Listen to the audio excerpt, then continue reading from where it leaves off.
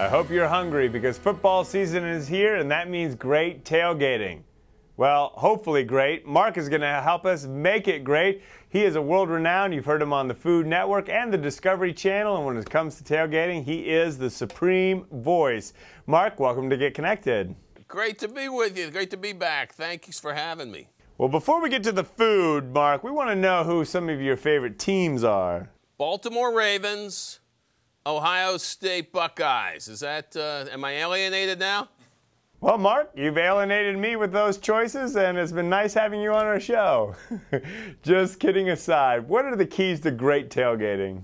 Well, you know, everybody, I mean, I think it started like 100 years ago. The history is that it started, I believe, at Princeton in New Jersey. And people rode there on their horses and then their horse-drawn carriages.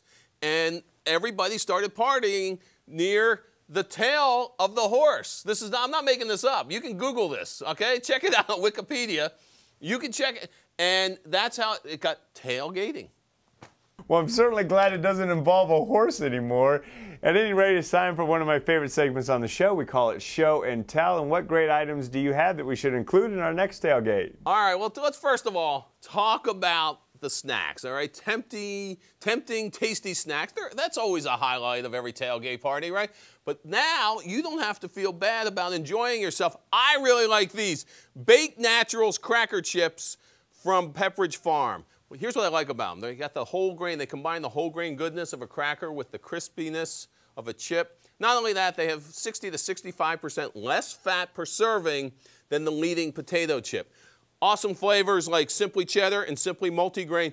Each flavor boasts 18 grams of whole grain per serving. Now, Con, let's talk about being ready. You got to be ready for the tailgate, right? Yes. All right, so here, just like the football players, you got to be ready.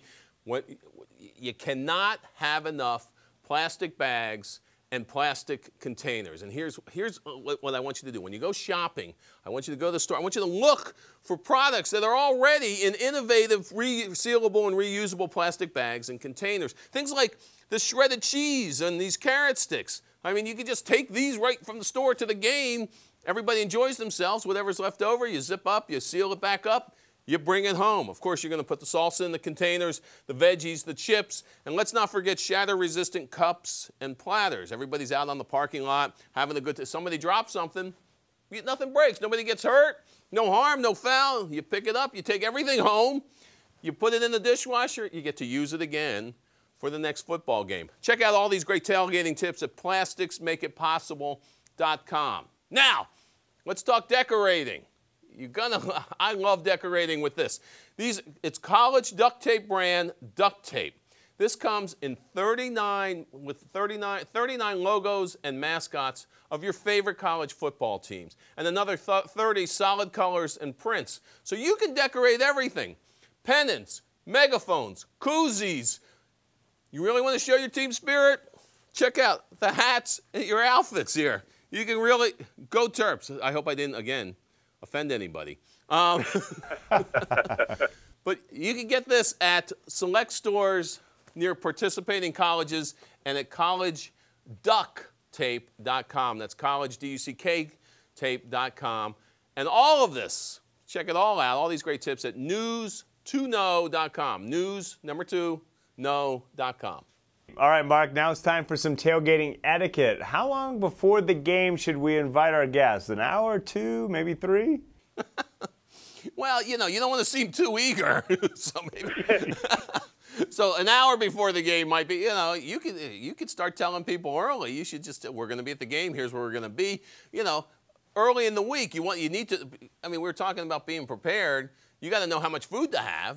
You got to know if people are bringing things. You got to get, so I would say easily a week ahead, you know, maybe, a week and a half, start telling people and then check back with them. Hey, you coming? Good. And then when they say, you want me to bring something, you can actually say yes. And let's wrap up with some just general planning tips. Plan ahead. Plan ahead because, oh, and you know what? Here's something else. You write down, make a list. And I know that sounds simple, but if you make a list, and also you take this list, you don't leave it out so that it can get spilled on or if you're outside rained on. You laminate this list That way, you can take a dry erase marker, you can add a few things to it, and then you have it for later games. So whether you're at home or to go into the parking lot, you know exactly what it is you need. That way you don't overbuy, you can save yourself some money, and you're planning ahead, which is always good. You plan ahead, you definitely save money that way.